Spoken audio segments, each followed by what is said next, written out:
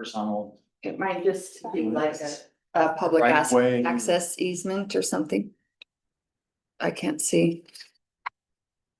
It looks like it's just. I assume it's gonna be landscaping on a retention base is what I figured. Right here. We could have been a better. I'm not sure the ownership lines fall, I have to look at that, Oh, but it would get either absorbed into the road right away or be into lots. We don't need a lot of remnants like that. okay. And then there's just the dead end portions of the streets. Those are just dead end portions. They're never gonna connect to anything. They're just. That's correct, they're just sub streets that meet fire code requirements, because if you try to put in a city cul-de-sac, you lose the buildable areas of the lots. Okay, so they're just turnaround for. Meet fire code requirements. Are we worried about like trailers and trucks and things being parked on those? Just used as a parking lot? Yeah, we can put that into covenants, or maybe have it put into covenants, but this is gonna be a very high-end development, because they're gonna be expensive lots. So I think people who live there are gonna be very sensitive about that kind of thing. Doesn't need to, don't those dead ends need to kind of be a roundabout, like their truck, so fire can get in and out without that? Yes, as long as you have to put, it qualifies as a hammerhead on the lower one. That qualifies as a hammerhead on the upper. Oh, on the because they intersection can turn itself, it, they can turn it. because they can around. go 3-point turn. Yeah, back Gotcha. up. Okay. It's gonna be fun. So you're saying we're just not worried about it, so we don't think people will park their camping trailers or Well, again, utility trailers or basketball hoops and stuff out there? the city parking regulations would apply, so they have to move them after 72 hours. But in a development like this, I'm not worried about that. And since this is only a rezone right now, the actual layout could, change a little bit in what he does. Go ahead. So, and maybe you're gonna get to it, but, my biggest concern is this is a steep slope. Mhm. And cutting into it is going to require some significant retaining walls. And as we've experienced in the last week or two with Wasatch Elementary School, bad things happen to retaining walls. And this seems like a massive retaining wall. And I'm just curious what guarantees we have to make sure that we're not, taking unnecessarily, risks with these. It will be a massive retaining wall. So from what I understand from engineering, David Day and Gordon, is that they have done a geotechnical study, and they feel like the soil is sufficient, or the quality of it is the right kind of quality, and that the engineering would be making sure that they stepped down and forward at a slope that was correct for that soil. And my concern isn't that it can't be done. I'm questioning, should it be done? Like Wasatch Elementary School. Again, I don't know a lot about it, but just because you can do it doesn't mean it's a good idea. And I'm just wondering what kind of. Wasatch was more of a problem with drainage, as I understand it, so I'm not, Could be, could be. I just know it's Yeah. a big retaining wall. Yeah. So I'm just wondering how we settle that with neighbors and things like that, who might experience something like that. And because it seems like a big risk that we're taking with that amount of retaining wall. Yeah, I think the point of the cross sections is to show that this can be built without any retaining walls. There are no retaining walls shown on those finished grade cross sections. I suppose if an individual lot owner wanted to put in a retaining wall to create more of a flatter space in their backyard, they could propose that to engineering, but they'd have to get all that reviewed and approved by engineering. Like George was saying, Hannah was saying, the Wasatch School problem is subsurface water seepage, which we're just not expecting here. And they've done geological tests to help us understand that and prove that. The other thing is what Nancy said is this is very high quality material. So engineering feels very good about what's there on site and how this can be built. But these are issues that we're all being very sensitive to because we don't want those property owners up above. You feel like they've been impacted in any way. So there's no retaining walls on this? That's correct. Not with that slope. Because it's redistributed, the soil is being redistributed. This is not gonna be flat, it's gonna have some, it's gonna come down a little bit and then houses and then down a little bit, houses, right? Yeah, and if you look at the lines, we actually have a steeper slope in some portions of that hill right now than we will have in the finished product going over towards the existing houses. So especially on that top cross section, that super steep one, that's steeper than the final one's going to be. The initial slope coming down from the existing house is significant, right there on both of them. But it's still less than the current slope. No, not Then- according to the picture. This is a steeper slope I'm not looking at the than what bottom. we're going to have on the final one by The houses. bottom doesn't matter to me though. The top matters right next to those other homes. That's a significantly steeper slope you're giving right next to the homes.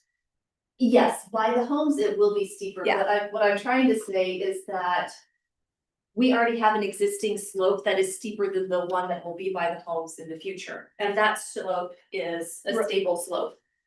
Well, all that Without- matters is the one by the existing homes that you're affecting. All the new homes are new and that's a whole different thing. Yeah. But if we already have houses on top of that hill with that super steep slope below it, and they're stable, they're not sliding off the hill, I feel good that doing a more gentle slope by the existing homes won't compromise their integrity. Bill, what is that But slope? also keep in mind that an overnight subdivision's already been approved. Well, the overnight zoning has been approved. The plat we have for the R18 zone yields very similar situation in terms of that grading. They just went forward with what they have approvals for right now. They'd be doing, if not the exact same thing, something very similar to this, because that plan also did not propose retaining walls. I'm sorry, I interrupted your question. No, what is that? What is that slope? Is it a 2-to-1 or is it? I believe that's a 2-to-1. I wish I had engineering here, but I believe that's a 2-to-1. That steepest section, Right, and that's a pretty typical, right? it's a pretty gentle, typical slope, right? 2-to-1.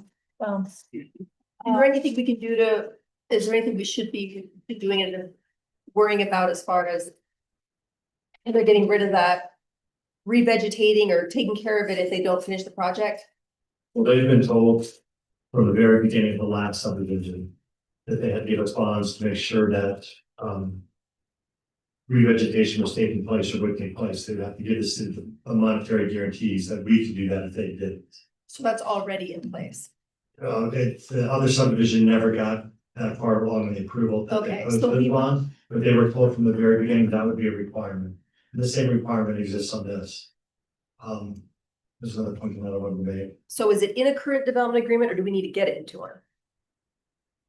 Did we have a development agreement on the last one, Nancy? No, That's kind of standard engineering practice. I mean, that's part of the grading permit. Okay, so Yeah. the bond will be gotten regardless of what we do. Yes. Right, yeah, that's a permit issue, not, so we don't even need a development agreement to require it. What I was trying to say is that that's been a very big issue with the beginning of the previous subdivision to make sure that that was not overlooked. So do we need to get anything into a development agreement or is everything? Because I mean, in there was a series of things that you guys gave the planning commission, like they have to go back and meet all the CRC things. There was just a series of. Gary's got them here. Geotechnical report. What Yeah, do they have? there's stated requirements that are backed up by code, so we would need a development agreement. The other thing I would want to say was that this is just the zone change in the concept plan. They now have to go back through the staff review for construction drawings for the actual subdivision plat itself. And that's where engineering staff is going to get very, very specific on all of these issues you're talking But with this zone change, is this a time that we want to ensure owner occupancy? The developer's been warned that as always comes up. Okay. So that's the only thing that we need to worry about is on that. It's understanding that he's gonna sell all these. I'm not sure he's gonna sell the lots or sell finished homes, but all of this is has been our understanding. So Bill, the geotechnical studies have been done, or they will be done before the permit is issued? They've been turned in, have they been turned in? That's Yeah. my understanding. The David Day and Gordon, And engineering's reviewed those. yes. But I do have a point. I mean, the school district said that they had those same engineering studies done and everything was good to go and they're still having issues. Do you have any? Nothing, the school plans never went through the city, Okay. because the school district has the ability to do that on their own. Does that go to the state or is it just something that they do just through? I'll let Brian answer that. I'm not aware of any state review.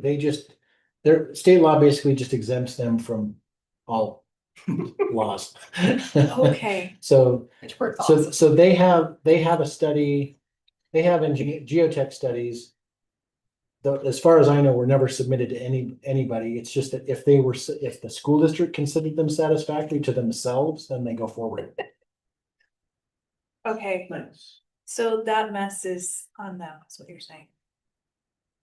Thank you. It's not our hillside or. Any other questions for Nancy, You know, I'm not George. Bill?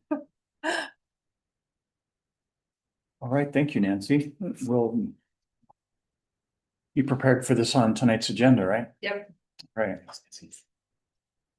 Okay, next we have an ordinance amending the zone map classification of real property generally located at 3185 west, 550 south from A15 zone to airport industrial, presented by Aaron Ardmore.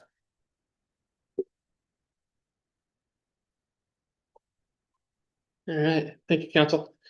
So this one is a pretty simple request. You can see the spec warehouse offices that the applicant has built to the east and the south of this parcel.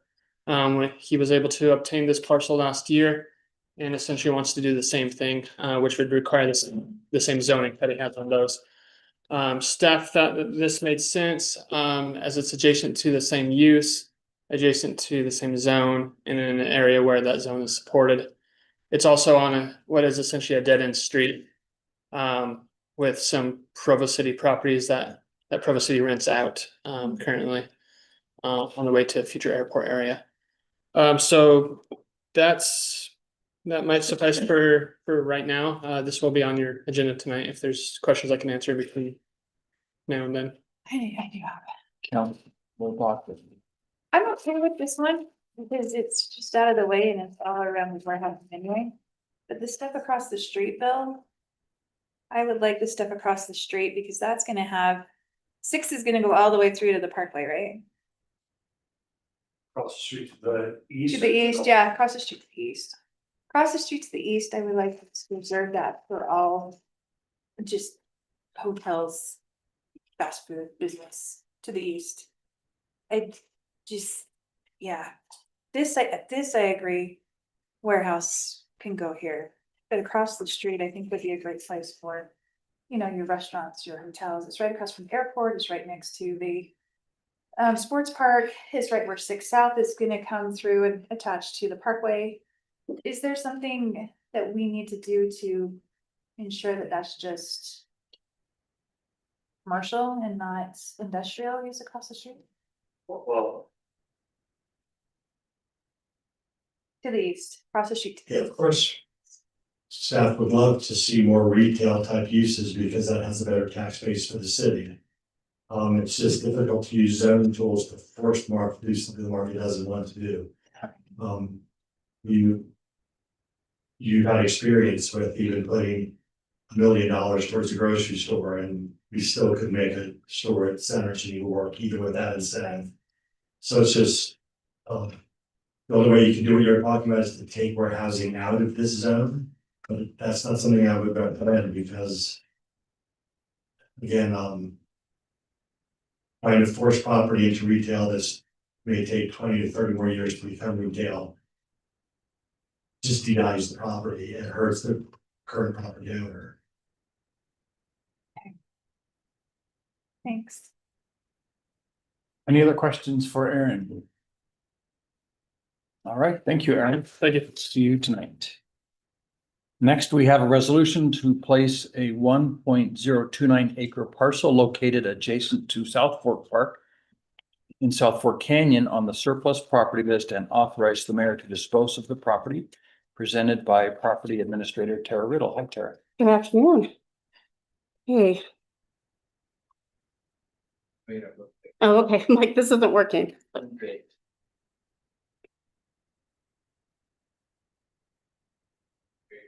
Here we go. All right, so the subject property is just over an acre. It's located immediately adjacent to the South Fork Park, just up at Funnels Fork. Let's see. Okay, is this not?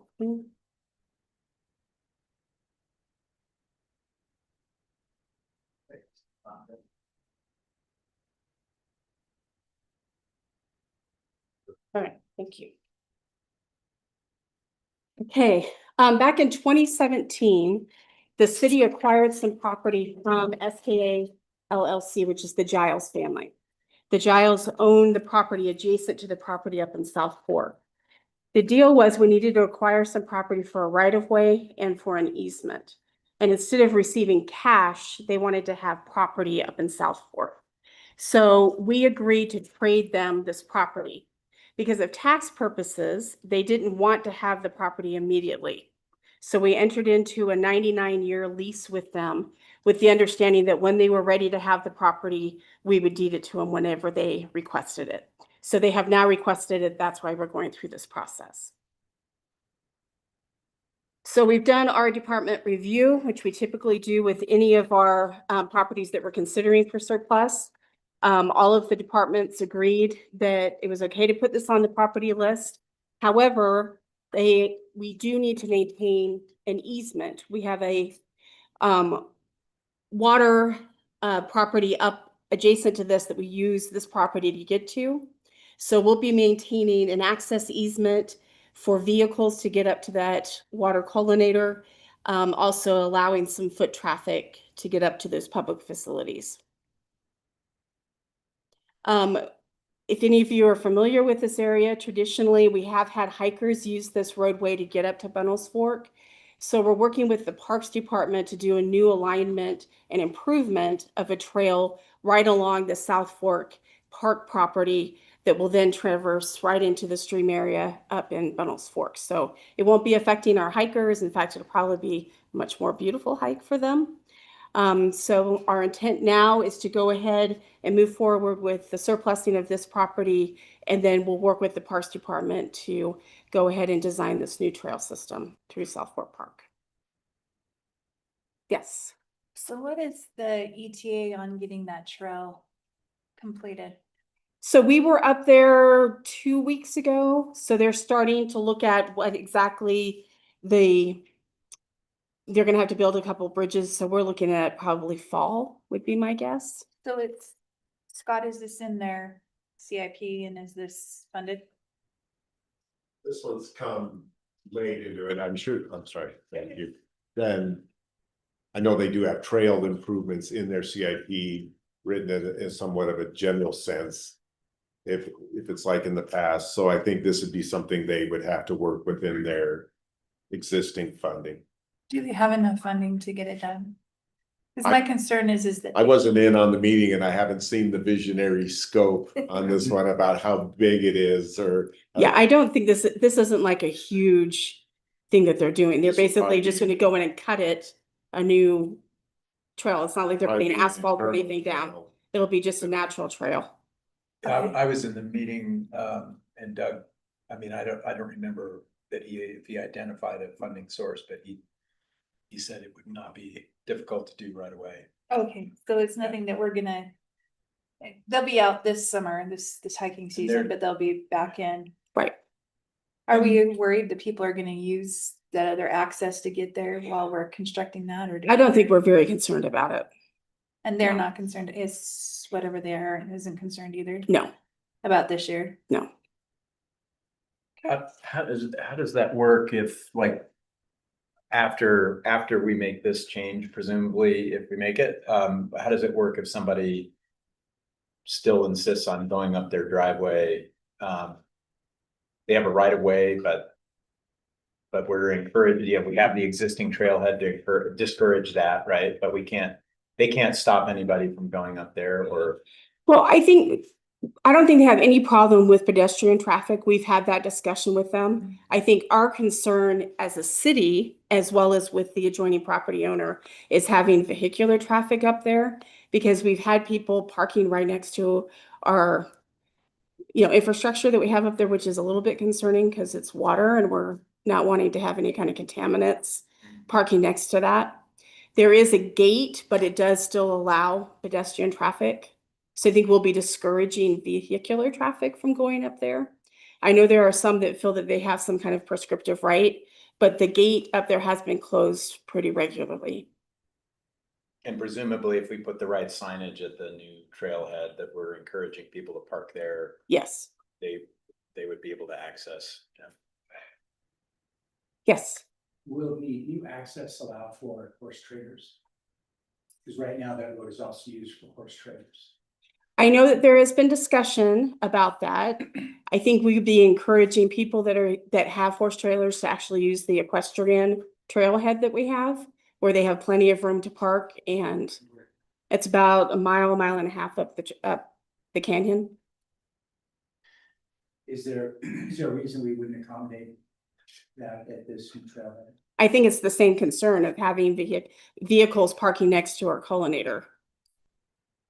I think you're both talking about different spots, though. You're talking about the new trailhead on the road. Yes. Oh, you're not talking about going up the Right. road? No, I don't think we have any problem with them parking their trailers out on the street where the trailhead is. There'd be room there. Yeah, Yeah, because right now, that road is also used by people who have horses. We just want to make sure that whatever we replace it with would also allow for yes. horses as well. Sorry, I thought you were talking about the access road.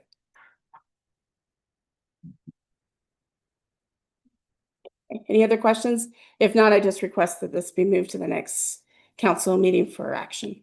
Okay, so in 2 weeks. Yep. Great, thank you, Tara. Okay. Next, we have a consideration to authorize the council chair to sign an engagement letter with Richard H. Bowler for internal audit services presented by Justin Harrison, Council Executive Director. All right. Good afternoon, council. Give Kevin a minute. I've got a short presentation to kind of answer what I think will be some helpful background and just different questions that have come up about different types of audits. And then if there are any questions, feel free to jump in the meantime, or if there are specific questions about the engagement letter.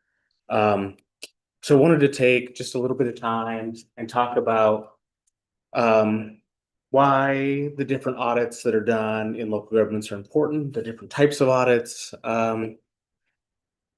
primarily the require. So state statute, Title 51 governs audits for local governments, government boards and entities whose revenues exceed expenditures of $1 million must have a certified public accountant perform an audit each year. It's also a best practice from the Government Finance Officers Association, GFOA, but it's also part of your role in oversight as council members. There are 3 different types of audits we're going to talk about. So financial audit, single audit, and internal audit. Financial audit is something that our auditor HBME does each year. Every so often, the council will put out an RFP, typically council staff, but we get your approval. for an auditor, this is an external, typically an external company or individual, who's a licensed, CPA who performs a formal independent examination of the entity's financial statements. So this typically happens, for the previous fiscal year, in the next fiscal year, so that they have the complete picture to look at. And Justin, am I remembering that RFP goes out every 4 years, 2 years? It has not been a regular timing. We put ours out after we had our former auditor for 5 years, Okay. and they were the only one who responded. So they are still ours. We're stuck with them. And we love them so much, just in case they're listening. Yeah, currently HBME provides those services for us. In addition to our financial audit, they also provide single audit services. And actually, I need to update this. This is also a threshold, a special audit required for local governments that expend more than $1 million in federal funds, not 750,000. That's been updated. So that is part of what our external auditors do each year. They look at the city's financial statements, and they also look at federal funds coming in to make sure we're in compliance. And we're not going to incur any kind of detrimental situation. Internal audits are slightly different. They are performed either internally by someone or by an external entity, but they are much more focused on processes, procedures, policies, and sometimes financial things. I think a lot of times we hear the word audit, we think dollar signs, which isn't wrong, but there just are other types of audits, including internal audit. Internal audits are used to provide value to an organization and to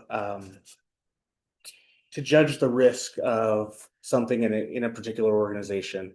So the state and GFOA recommend internal auditors for governmental entities so that there is some oversight, and so that organizations aren't constantly just looking at themselves to find if they are following their best practices and procedures.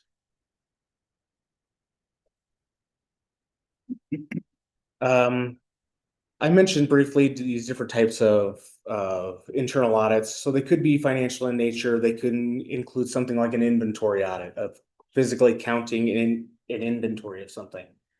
Sorry, well, we'll let you jump ahead here. They could be compliance based. So are the policies that are written the policies that we're actually following? That's something we've done in the past when we've done like a P card audit or purchasing card audit, to see if we're following those procedures that we have. There are also operational or performance audits for, are we looking for specific, well, here's an example of maybe we had a certain amount of housing vouchers. This might be for something like a housing authority. But were there specific economic outcomes that they wanted to see from those vouchers, and were those effectively put into place? Here's a chart that just kind of breaks down those different types of audits, what's required. Again, that $750,000 number needs to be updated, but the focus of a financial audit is on financial statements. This is federal and state compliance that is required. It's done by an outside entity and it's done annually. Single audits, again, federally required as they're looking at federal funds, again, performed by, in our case, our same auditor. When we expend more than $1 million in federal funds, there are federal and state requirements. They are also done as needed. There may be an instance where we don't receive federal funding. I hope that's not the case, but in theory, it could happen. And then internal audits. So these really look at risk and internal controls. Are there proper procedures in place, and are we following them? These are a best practice by many governmental organizations, as well as the Government Finance Officers Association. And they're done as directed by, in our case, by the audit committee. Justin, Yep. do they also do, instead of just making sure that we're following policy and procedure, do they always also just take, like, I don't know, like the mayor's office and just kind of deep dive down into all of their little expenditures and stuff? You could, whatever kind of that direction is from the audit committee, if there's a specific program or budget account, that is something that they could go deeper in. Cause that's where I've seen the fraud over my years and within government entities is more of the little teeny purchases, not the big Okay. million dollar. No, absolutely. Let's see, before I jump ahead, any questions on different types of audits? All right. So why is internal audit critical? Well, for one thing, it's a best practice, but it enables an entity like a city to be proactive in identifying risk. There are lots of potential risks, but it's weighing what is most possible and probable. It validates internal controls, so we have internal control measures set up. We'll get to an example in a minute when we talk about those of, we may look at cash handling procedures, or, is the same person who is writing checks the person who is signing checks? These are different internal control measures that may be in policies and procedures that an internal auditor would review. They may look at program effectiveness. They deter fraud and promote ethical behavior. And they also support the oversight of the council in financial management. So separation of duties. This is a really important part of the internal audit process when we're speaking specifically of internal controls. So dividing responsibilities amongst individuals. A few examples, as I mentioned, one person may receive a payment, another records it. Different employees who authorize purchases, others also reconcile them, just so you don't have the same person doing duties that could potentially, obviously, we hope that everyone is ethical and honest, but you just prevent that risk from even happening.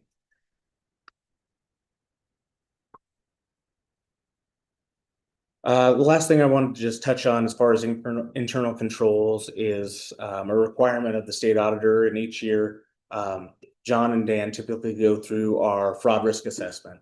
And this is something that must be completed each year and presented to the governing body in cities. It's signed by the CAO and the CFO, and it's submitted to the state within 180 days of the end of the fiscal year. There's really 8 categories within the fraud risk assessment that stand out. I won't read them all, but again, it goes to those separation of duties, adoption of practices and procedures, and not just adoption, but following of those practices and procedures. One thing that it also asks about is, has the entity implemented a fraud hotline? And that's something that we've done for years here in the city. There's an option both on the intranet for employees, but also on the city website for the public to submit any notices of potential fraud. It also scores the city based on having an active audit committee, which we've had much more active recently. And if we've implemented an internal audit function. And I will not lie, that has been a difficult proposal, but that's why we're here today. So that was a lot of buildup for talking about this potential engagement letter. But I'll just walk through a quick kind of audit framework and timeline. So the audit committee has met for 4 years. It's been a function of the city council. And gosh, about 1.5 years ago, we drafted an RFP to find a new internal auditor. The city previously had an internal auditor that was external to the city, and he took a job with another entity to where he could no longer provide those private services.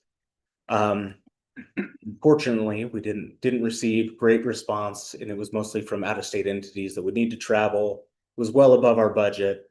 And after working with a lot of local municipalities, especially here in Utah County, finding out that everyone is really struggling with this and finding an internal auditor. There are only a few entities in the state that have, well, I'll say local entities. The state has an auditor's office and also has internal auditors, but Utah County, Salt Lake County, and Salt Lake City are the only municipalities that have full-time internal audit staff. West Valley has a part-time internal auditor. And what we have found is cities have had the best luck in finding either former employees who have left and then would like to come back for some part-time or contract work, or for finding generous retired individuals who enjoy the practice of auditing and have a lot of time on their hands.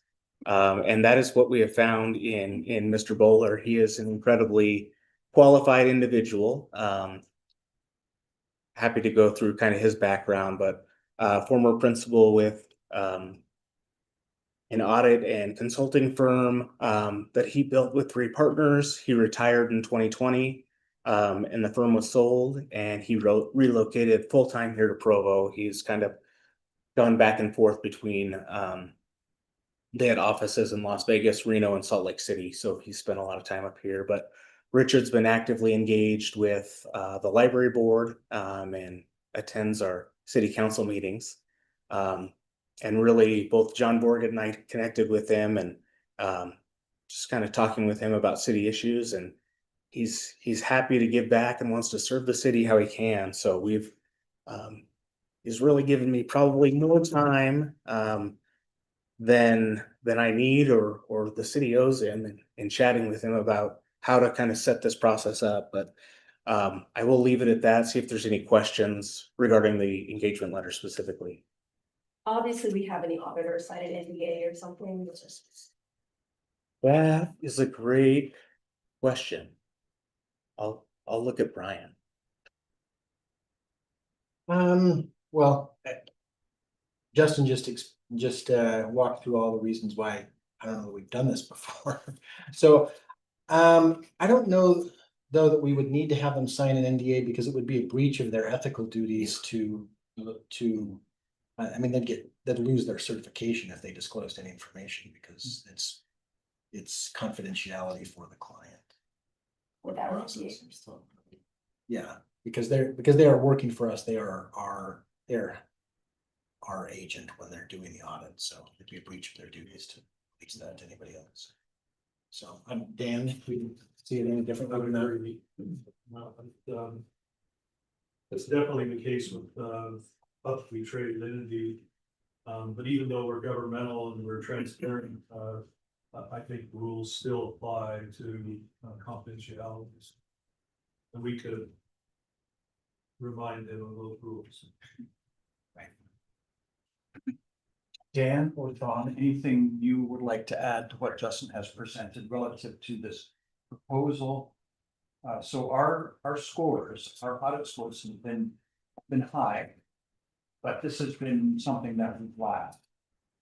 In the risk assessment that we're required to do by the state auditor each year, this is one of the areas, sorry. Yeah, this is one of the areas that a couple of years we had audits, as Justin indicated, but the last several years we haven't been able to find someone to do those audits that would be independent.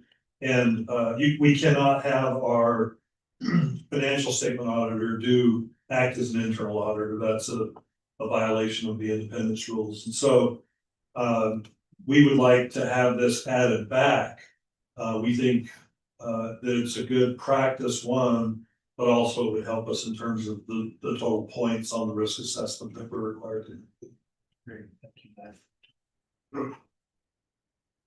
The only thing that I would add that I think would be, we talked about this in the audit committee meeting, but I think it would be good for the audit committee to kind of work amongst the committee to determine which area they would like to have the internal auditor focus on, and you can have kind of a focus, for kind of a specific deep dive. We've done a couple that were really good in the past when we had an internal auditor before. One area was purchasing. And I would say that we actually came up with some specific areas where we were focusing on and trying to improve on. We also had a deep look at P cards, because with P cards as at the high risk area, we wanted to really have that focus. So I would just say, going forward, I think it would be the best idea, basically come up with an area that they want to have specifically focused on and having dig down deep in that area. One of the things I don't think would be helpful is if the internal auditor were just to go around looking for things. I think that could become, you never know what you might come up with and where the motivations are and everything. We don't want to get to a situation where it puts the council and administration kind of in an odd spot. So I would just recommend having a focus, but I think I'm very supportive of this, and I think it's something that we've been looking for quite a while. Thank you, John. Our current audit committee is made up of council members Travis Hoban and myself, former council member Dave Shipley, and that fourth person whose name I can't recall right now. Rick Anderson, Rick Anderson. Yep. Okay. and he's been a member of the committee for quite a while. Yeah. His background's in banking. Been a great member. So Justin, I think my only other question is relative to what's in our materials, the engagement administration. It shows that the normal fees, a standard hourly rate for this would be $125 an hour. That budget has been allocated for of $10,000 for the year ending June 30th. Correct. Could you explain that? So I mean, that's next month. Yes. Is that going to be an annual allocation? It is. So that's an annual allocation that we have in our budget, in our contract services line item. When it hasn't been used, it has typically fallen into fund balance. And hasn't been carried over. What I talked with John about is anticipate carrying that budget over this year, just to see how many hours this first year is going to look like, and then we can right size that budget. At $125 an hour, that's only 80 hours. It's Yeah. not a lot, but maybe No. that's something that we just don't know. Yep. It depends on how much of an audit you want Yeah. and how Sure. it finds, right? Right. Because if he starts looking into P cards and he starts seeing stuff that he doesn't like. Right. We may need to allocate more. Yeah. Any other questions for Justin? Just a comment, I know Richard Bowler, he's a phenomenal talent, having done a lot of accounting forensics in his. So he's like bringing a howitzer to a knife fight, but he certainly is well qualified to do this, and I appreciate that he's also very invested in the city. Serving on the board, attending council meetings, very involved. Yeah, he came to our last audit committee meeting to introduce himself, and I was quite impressed with his background, experience, and resume. I think it'll be good. He knows what he's doing. So, I guess the last thing, and I failed to mention this, probably the most important thing, there was a unanimous, or the audit committee was unanimous in their support of moving forward with the engagement budget. Makes sense. so would this need to come to a council meeting for a vote, or do No. we take a motion here motion would be here? Okay, I'll appropriate. entertain a motion based on this item, which is the consideration to authorize the council chair to sign the engagement letter with Richard Bowler for internal audit services. I would make that motion. Motion by Councillor Christensen, I'll second. a second by Rachel. Councillor Rachel. Councillor McKay, Yes. Councillor Hanlon, Yes. Councillor Bogdan, Yes. Councillor Garrett, yes, Councillor Rachel. Yes. Yes. Yes.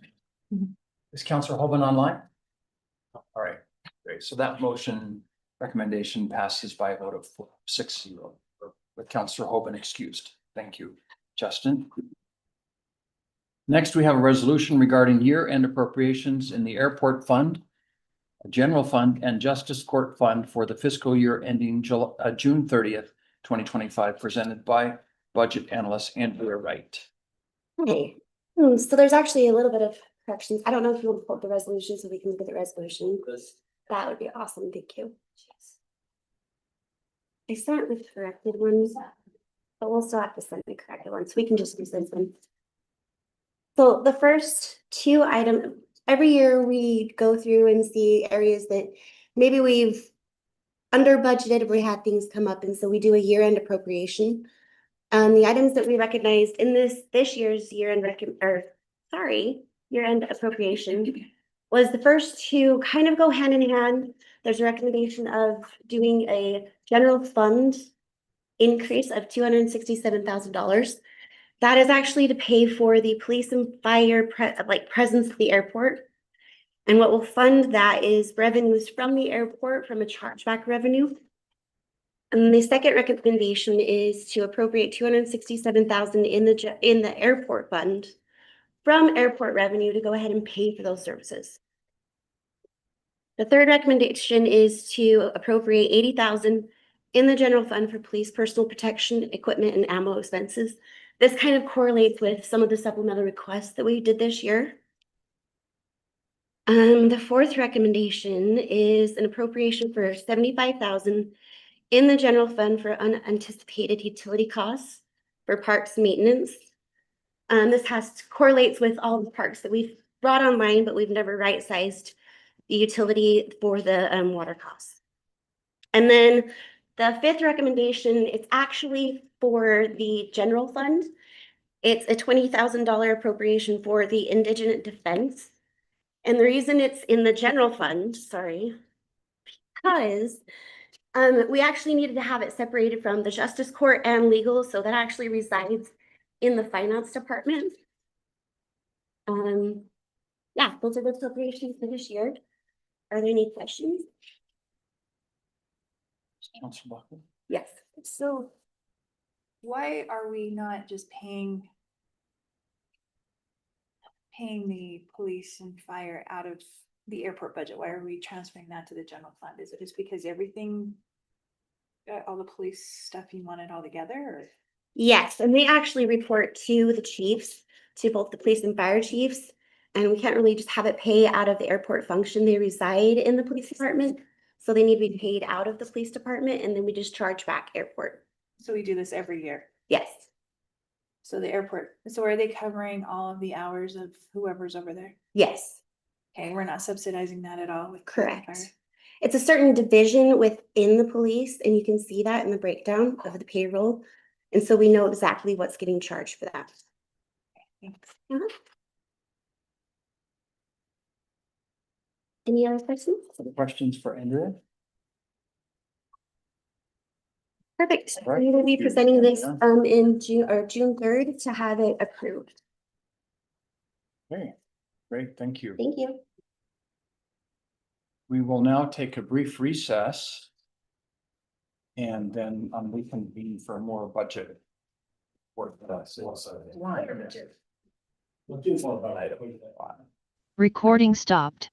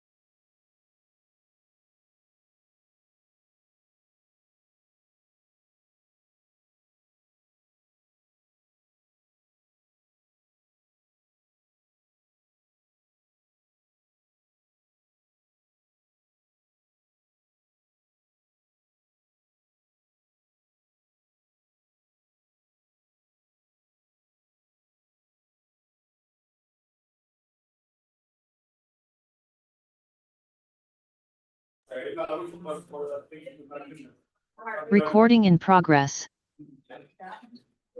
All right.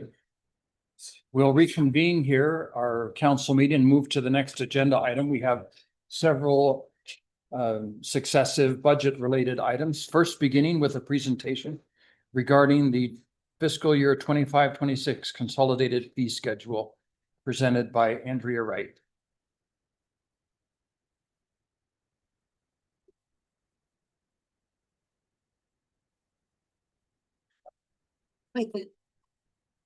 All right, so.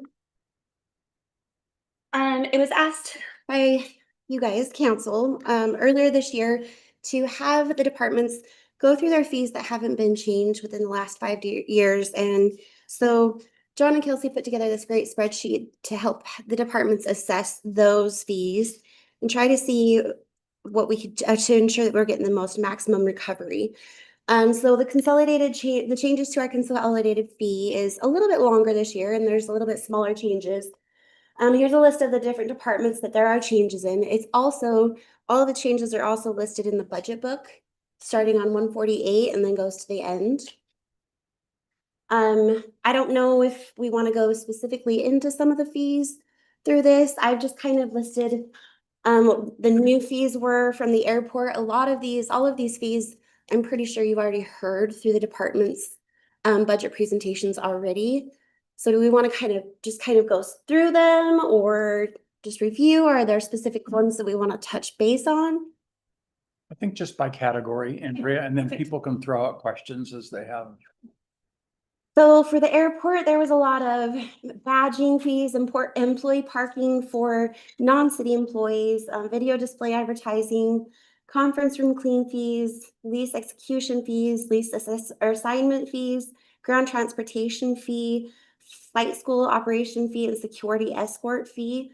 These are all new fees that were added to the fee schedule this year.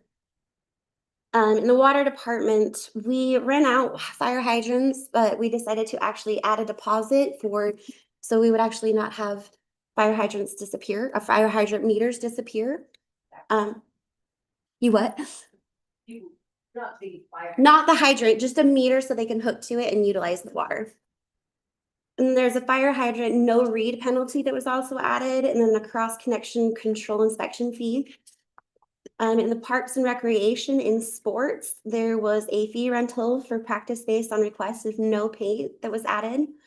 And that was the only new fee that was added in Parks and Rec. For water, there was in public works in water, there was after hours connection fee. Sorry, I look like I duplicated myself. And then fire hydrant meter rentals. Then there was the meter and hydrant tampering fee. Then there's water rate increase of the here are all the changes. No wonder it looks like I duplicated myself.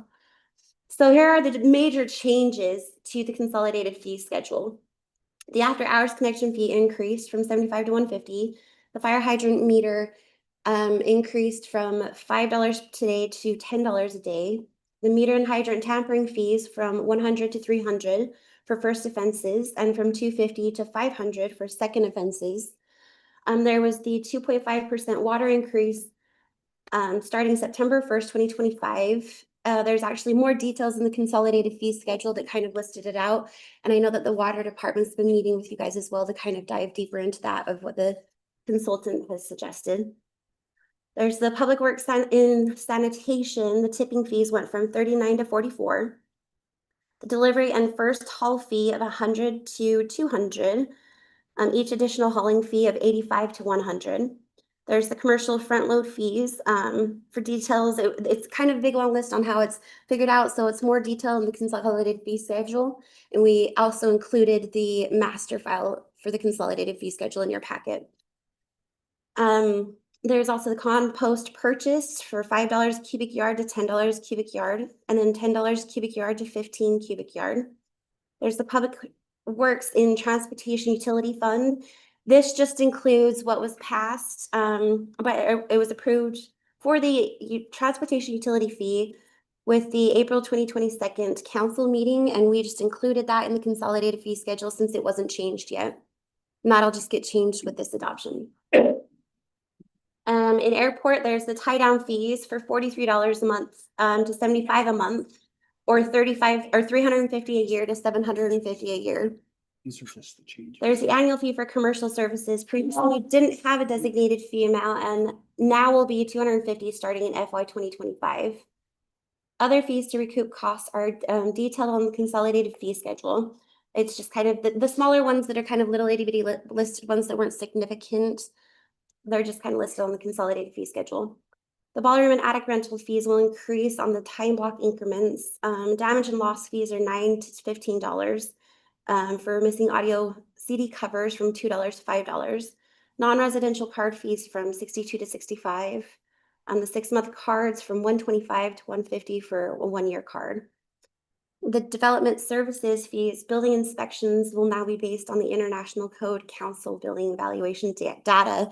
And that was something, I think ours was, the last it was updated was 1972 that we were actually reflecting on. So we're reflecting on more of a recent updated one. So we didn't actually change our fees. It's just going off of the updated international code. And the commercial, electrical, mechanical, and plumbing inspection fees, $175 each. And then the parking permit area fees is $15 to $100. Am I going too fast? Do you want me to slow down? Do you have questions? I think, Andrea, and now seeing the remaining 2 pages of notable changes you have are all Parks and Rec, maybe with the exception of the last one. Yes. Maybe we can just look at that as a category, Parks and Rec. Okay. And at the same time, invite questions relative to these changes. Perfect. Or to the new fees. Anything jump out at anyone that you'd like to discuss? Counselor McKay? I just think the report was really helpful. Thank you so much. Thank I you. went through it all and it's just a good move forward. I think it sets us up well for success and. Yeah. From my Counselor standpoint, I Christensen? was glad we went through the exercise. I was surprised by the parking. Most of them were pretty small, like from $62 to $65 for a non-resident card. Okay. 15 to 100, and I think that just represents that we haven't visited that for a very long time. That was the original fee when Yeah. the parking program was first put into But, place. I also went through all of them and was glad to see that we did that assessment. And that would just apply to those 2 residential areas, right? One neighborhood already had the $100 fee. And Correct. 2 are at 15. It's University and Foothill, I believe. Okay. Will this be, are they on notice? Will this hit them? Sandy is thinking of that, and I'm sure she'll address it correctly. I mean, if there's Foothill, I don't think it'll hit very hard. You know, those are bigger homes and they have generally really a lot of parking in their like they have, the houses were built with a lot of parking, right? The other area, Was University. Carterville, I think. Is it Carterville or University? no, Carterville already pays the 100. Oh, that's right. It's the other part of Foothill. There's 2 parts of Foothill, I guess, but I think there's another name for the one. Yeah, it's University. University? University Gardens. Okay. And in my conversations with Sandy, every year, her office sends out like a notice to everyone that you need to redo this, and she gets a lot of phone calls and communicates with everyone and makes sure everyone is aware. So She they're, handles it really well. yeah, Sandy's great at handling permits, so I'm sure she has a plan in place. I don't like speaking for her, but just from my conversations with her, I'm sure she's on top of it. I agree. Counselor Rachel? Yes, and I wasn't sure from our earlier conversations if $100 was even actually adequate for the parking areas to cover the cost. We would have to ask Sandy. I kind of feel like that's what I've heard as well. It doesn't even actually cover the cost of it, but it'll get us closer. It will get us closer, and then once we've got, you know, kind of that same rate, then we can look at it as a sensible way in future years going forward. Yeah. I did like going through this in addition to like really dramatic increases in some things, especially the public works part. There are also some areas where the fees are going down, right? That everything's not getting increased across the board. So it does reflect that somebody did look at this and recognized where in some cases, these fees were higher than necessary. And so I like that it's more tailored to the actual cost that we're incurring for providing the services related to these fees. Yeah, it was a great exercise, and I think a lot of departments enjoyed it. So we appreciate you guys encouraging us. Shall we continue? Yeah. Yes. So then there's the fire department, the fire inspection fees for fireworks.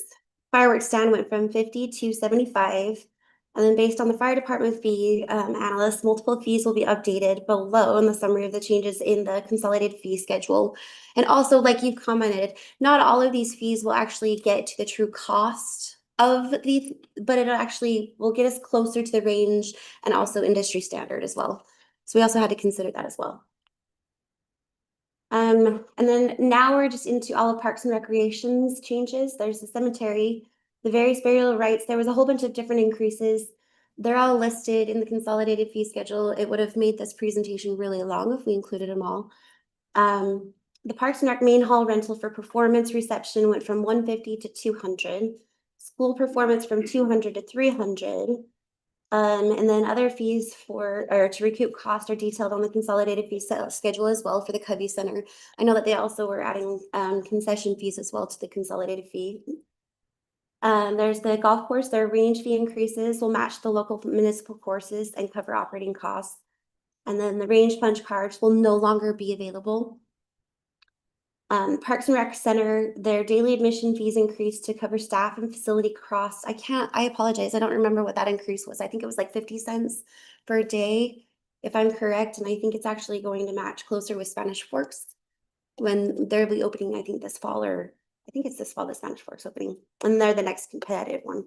There's a private swim lesson for 85. The senior annual pass will decrease from 15 to residents and 15 to non-residents, I believe, and then 10 to non-residents or to residents. I apologize. There's a little typo. Lifeguard classes for 150 to 175. Parks and Recreation, the Park Pavilion reservation, Big Springs Campground will be removed and only available in special circumstances. Special programs, there's a special camps, the one price currently available instead of the multiple prices they had. There's a ski program cost range due to the Sundance prices and equipment instead of a set fee. The Epic Field rentals will increase due to maintenance and operations. In addition, daily rates will be added to the fee schedule for the sports field rental. And then field rental fees will increase. In Parks and Recreation, youth and adult sports, late registration fee from 10 to 15. Other fees to recoup costs are detailed on the consolidated fee schedule. They were just kind of little minor ones here and there. The Parks and Recreation Peaks and Ice Arena, the rental fees increase were suggested last year, but not enacted due to the lack of demand. So in FY 2026, the consolidated fee schedule actually reflects those current prices, especially after the exercises that we did to increase. The hot chocolate catering option is changing from $2 per person to 75 per gallon.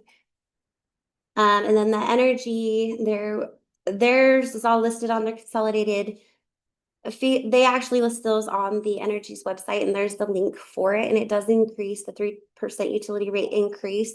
We also included what that would look like in the little packet that we included for you guys as well. And then, are there any questions? Any other questions for Andrea? I agree, Andrea. It was a helpful exercise to go through and review. I think it's the first time I'd seen the entire consolidated fee schedule. I was surprised to learn there were 100 pages of fees. It's a lot. Okay. Very, very helpful summary. Perfect. Thank you, guys. All right, next we'll turn to a presentation regarding projected revenues for fiscal year 26 by John Borget.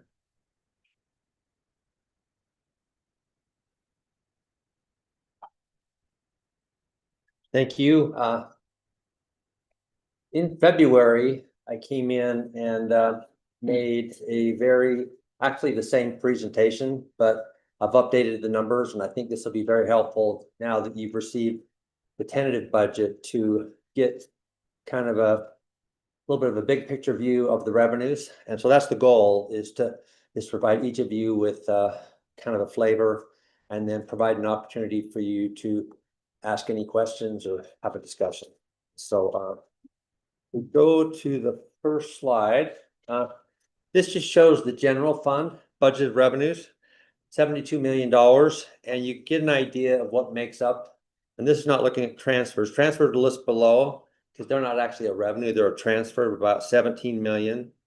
But of the revenues, sales tax makes 37%.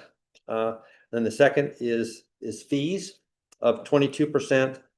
And then franchise fees of almost 13 million. So if you combine those, that's a pretty big piece of the pie. It's interesting that property taxes are fourth out of the revenues at 6.5 million. And so that just kind of gives you a little bit of a flavor. This the blue dot here at 9% is property tax. Okay. So John, this is that's the forecasted for fiscal year 26, right? That's correct. Thanks for making it. Yes. And you incorporated in the adjusted fees as well that we've been talking about. They're all, yep, they're part of that. Yep. Okay. Good question. So if we look at, this shows the changes in fees. And as we mentioned, that sales tax was our largest source of revenue. Right now, we are projecting to be down 1.8 million from what we were in fiscal 2025. We've been watching sales tax revenues really closely. And we just continue to see decreases from the prior year. And we wanted to do a couple things. Number one, with the volatility that we've seen, we wanted to be conservative. And so we feel like this is a good estimate. It's a conservative estimate, but once again, we're projecting to be 1.8 million down, which is significant. You can see fees, we're actually presented to be 1.5 million positive, okay, to the plus side. And I've got a slide that we're going to look at here in a minute that kind of gives you a breakdown on those fees and what makes up that difference. Sorry, John, all of these are increases or changes, not yeah, they are total fee, right? Yeah, they are changes from fiscal 25 to 26. So presumably that 1.5 represents what we just heard. That's correct. But part of it, I'll give you a breakdown so you get a better feel for it. But yeah, and then if you look down, we've got some other items, and I'll talk about this. We've got property tax. I'll talk a little bit about where that came from. The road taxes just provides us additional road funding for roads, which is our B&C road fund, which kind of has slowly been increasing over time. But another significant one down at the bottom is transfers from other funds, and that's 1.2 million. And I'm going to give you a breakdown on that one as well. And so overall, though, you can see that our overall revenues were up 763. And then transfers provides us about 2 million. So that Becky. 1.2, is that from that 1.5 or 2.5, however you look at it, % increase that the administration is recommending to change from the utilities to come into the general fund? Is that Yes. the whole thing? The 1.5. The other 1% was a change in use from roads to the way we're handling it right now. So it wouldn't be part of that number, but it provides additional So funding. what Yes. happens if we're not comfortable doing that recommendation of another 1 point? It's the council's decision. It's a big number, and you have to look at ways to balance it with reducing expenditures. But yeah, that's the council's decision. I'm sorry. No, go ahead. I'm sorry if I missed this. Did you explain the wrap tax 181? What is that? Yeah. Oh, what Because that's tied to sales. typically sales tax and the wrap tax, you know, they're both a form of sales tax. And so when our revenues are down with sales tax, you'll expect to see a corresponding decrease with wrap taxes. Do we have any leeway on how much of that? Right now, it's like what, 1 cent for every $100 spent? Is that what it is? Do we have any leeway in increasing that, or is it? We don't, and right now we actually get 0.5%, because what happens is our sales tax distribution to us, half of it's based on point of sale, which is 0.5%, and then half of it's based on our allocation, based on the rest of the population within the state. So yeah, we don't. But the wrap tax is different, though, right? I mean, The wrap tax, we signed up for it for 10 years, and this is the last year. Right. And then we're proposing to go back, we're in the process of going back for a proposal to have that extend another 10 years. But that's a unique opportunity because of some legislation that's provided funding for. But is that a fixed rate? I mean, or do we have some? It's a fixed rate, yes. So the state. And if fixes it wasn't, like- wasn't approved, the rate would go down by 1/10%. It's 1/10% what it is. So the state has approved 1/10% to go into the RAP tax fund. Yep, what you're saying. that's part of it. And then the administration needs to bring that back to council soon so that we can put it on the ballot, right? They're working on it, right, Scott? Yep, we're working with the Parks and Recreation team. We'll go back to the council and get approval to put it on the ballot. for Because this doesn't that November. have to be done soon? I think we've got a little bit of time. In August. Do we have till August, Justin, to put that on the ballot, or do we have to have that That done was my understanding. by June? It's a great question. I know there's a deadline to have it to the county by a certain time. I don't know what that is offhand. I was asking Heidi about that on a different question. I think the deadline, I think the county's deadline to put stuff on the ballot isn't until September. Oh, is that long? Loads of time. So we're still looking at, even if it passes this next year, we're still looking at a decrease in the RAP tax funding just because of the sales tax going down.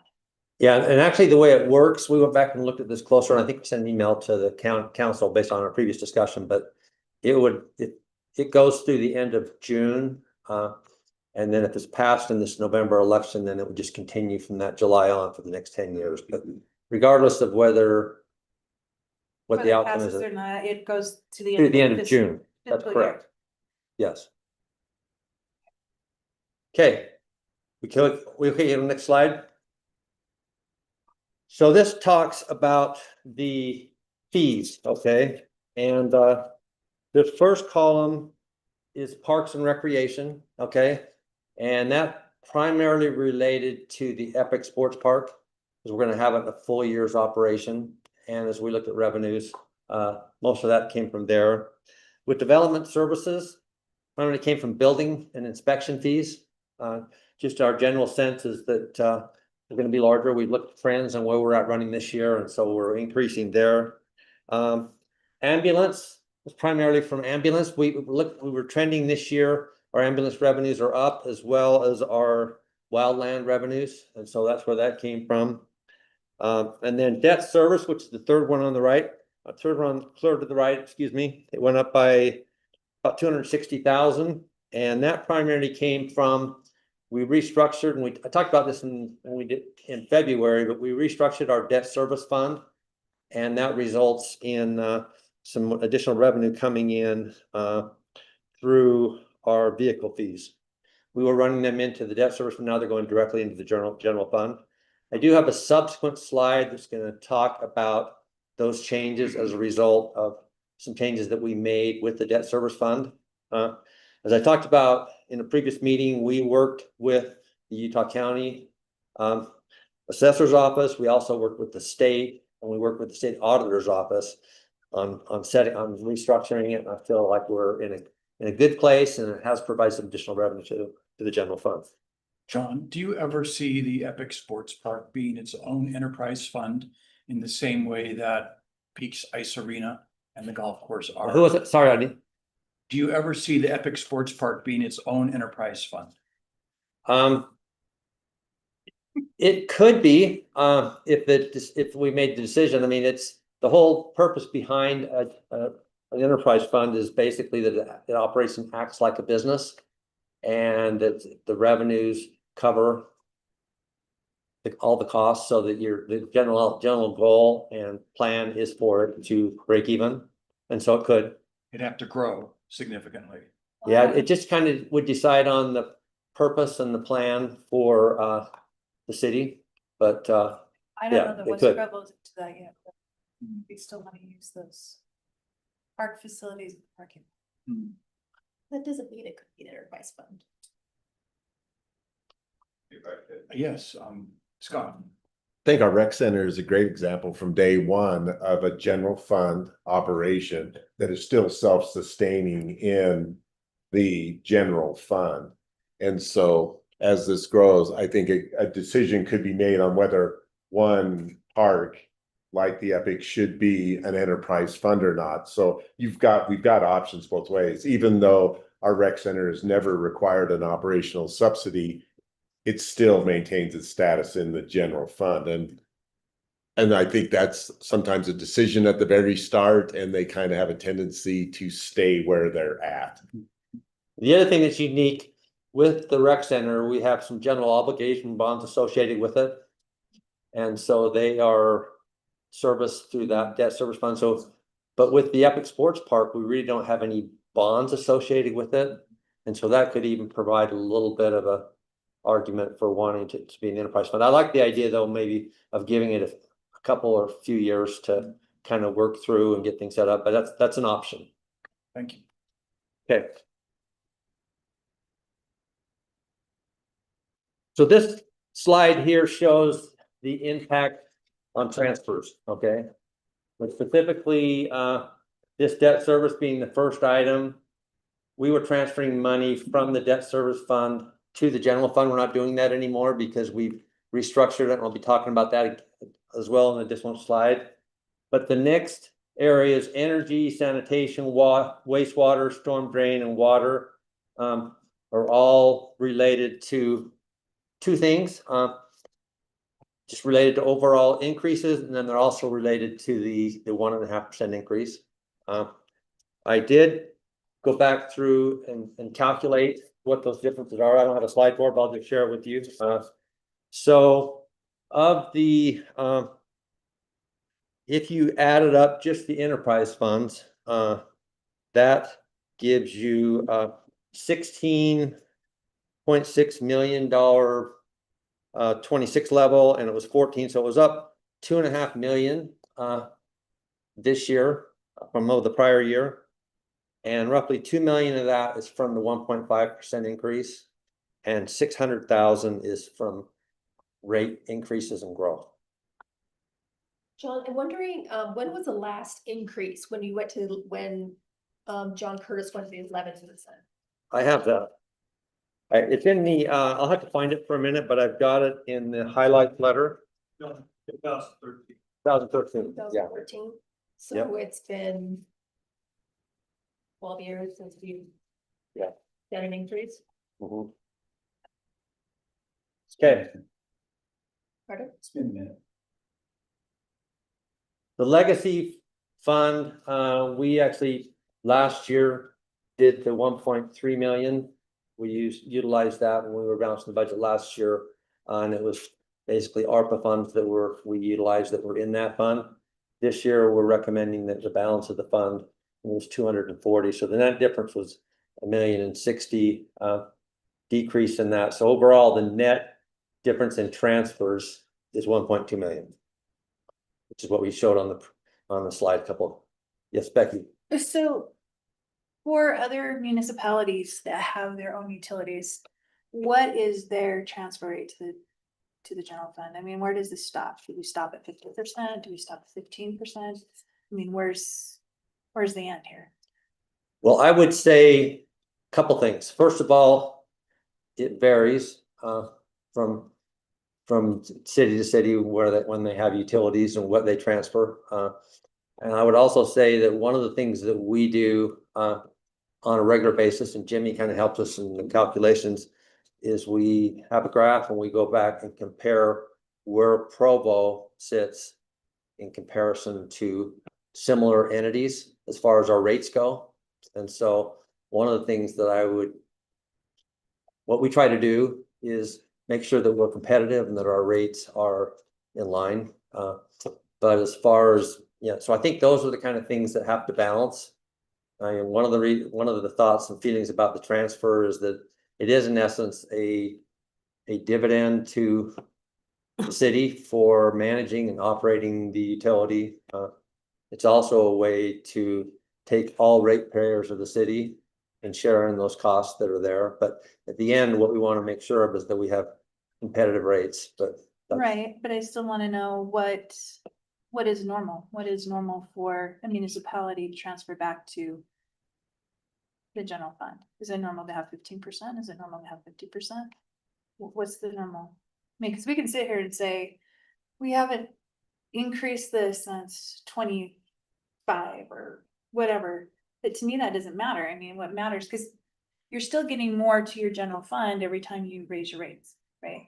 Yeah. What matters is what is a fair comparison to when's enough, right? At what point's it enough? At what point do you stop? Yeah, and we've gone, like was mentioned, it's been 13 years, but I would say you get data and look at what others are charging. I don't know if normal is average. You know, the other thing that's unique is that every entity is different, you know, as far as how they operate and what they do. One of the things that's unique about Provo is that we have so many entities that are tax exempt or not paying property taxes, that the transfer is one way to which we're sharing those costs with everyone. But we, this council staff, or we'd be happy to help in providing a list of what other cities are charging for the transfer, doing for the transfer. I just wanted to say that we do have a comparative analysis of that between Provo and other cities, and we'd be glad to send it out to the council. And it also has how much those cities are getting revenue from property tax as well, because that is To compare. difference in Provo, because we have a little taxable land. So it also has the transfer in as real number and percentage in the property tax as well. So you can compare more accurately. Thank you. That's what I was gonna say, is that I think, and aren't we gonna talk about that a little bit later today with David's Yes. report? I mean, it seems like it's also a question of balancing the different revenue sources, so sales tax versus property tax versus the transfer fees, you know, what's a healthy balance in terms of what's sustainable over the long term. I mean, you know, this often gets accused of being a sort of tax in disguise, right? That's what the big debate was when it was created. And I think to the extent that we, you know, look at the entire revenue pie and need this to go up or but don't raise property taxes, I think at some point we're getting things a little bit more out of balance than is ideal. But I don't know that we're gonna find a magic number from other cities that are gonna answer that for us. I think we have to decide what makes the most sense in terms of what's sustainable for us. I'm not sure I know the answer though. Okay, I'll move to the next slide. Good question. This next slide kind of shows the impact of our change in accounting for the way we're doing our debt service fund. First of all the property tax for prior years is coming into the general fund rather than going into the debt service fund. Our vehicle fees, which were flowing into the debt service fund, are now going directly to the general fund. And then we were making a transfer to the fleet fund from the general fund. It was coming from the debt service fund, now it's coming from the general fund. And then we no longer receive a transfer from the debt service fund to the general fund. And so the overall net impact is 280,000 positive for the general fund, which will be something that will be ongoing. And not only that, but we are also in a lot better place, I think, as far as being able to utilize the debt service fund for what it was set up for. And we worked with, as I mentioned, with the county, the state auditor's office, as well as the state tax commission on this change. This shows all the enterprise funds budget revenues. And what's interesting on this slide, where you can see what a huge portion the energy fund at 51%, and then our wastewater funds at 18%, and then our water fund is at 13%. So those three funds make up 82% of our enterprise funds. So that's the bulk of them, and it just kind of gives you an idea, a little bit of the magnitude. And then you can see on the left what those dollars are amount, with 158,915,000 in the budget for the revenue for 2026. This shows the overall increase or decrease in revenues in each of the funds from the prior year's budget to this year's budget. You can see that energies was up about 2.5 million. Quite a bit of that's related to the 3% increase that's included in the budget. Wastewater is up about $1 million, which they didn't have a rate increase change, but as they've been watching and monitoring their revenues, they've been coming in a little higher than we anticipated. And so that's what that $1 million is. Water, that's reflective of the 2.5% increase that was included in the budget. The others are fairly flat. I would mention that both the peaks and the Timpanogos Golf Course revenues are budgeted a little bit negative, but they're self-balancing. Patrice, what can I ask for you? The 2.5% was only like 500,000-ish. I would say there's also growth related to that, but Jimmy can answer that as well. Also the increase to the impact fee that's already happened. Great, but the Yep. revenue from the increase is about 500,000, correct? Like, Yes. Yeah, this is total revenue. So it's a good Great. question. thank you. Excellent. So I just mentioned though that with the peaks and Timpanogos and Timp Golf Course, they are still self-balancing and they're just being conservative with the revenues. And then the transportation utility reflects the increase that was approved by the council. I think it was in April, I believe. So for a total of an increase of 4.2 million or 4.3. And then this just shows citywide where we're at, and you can see that with the enterprise funds, they represent 55% of the revenue. The general fund represents 25%. So between those two, we're at 80%, which is a pretty large portion of the city's budget.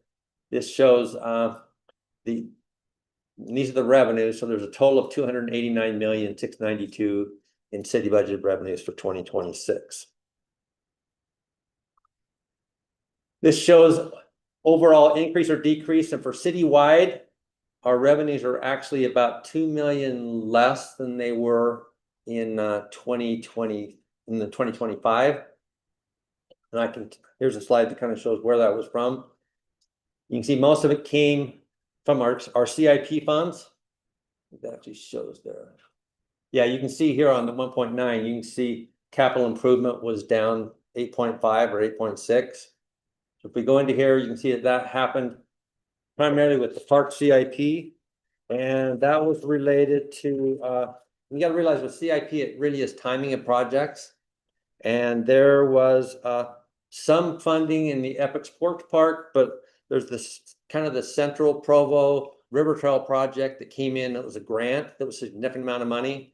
And that project is actually going to be happening this summer, and some of it will be in 2026, but it's carried over, so it's not included in the budget. So once again, it's just kind of a timing overall.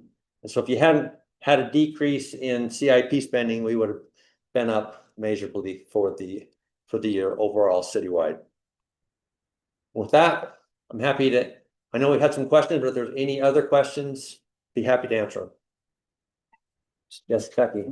Probably more for Charlie. So with that extra 1.5 or 2.5% transfer to the general fund, what does that do to your cash on hand?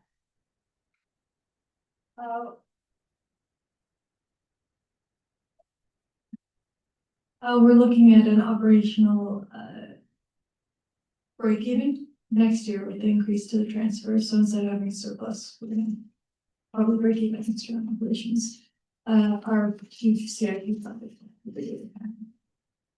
is cash on hand.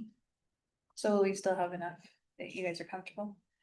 Yeah, I mean, we'll need to rebuild for a few years, but that was always going to be the case with our big substation remodels that we have to do. Thanks.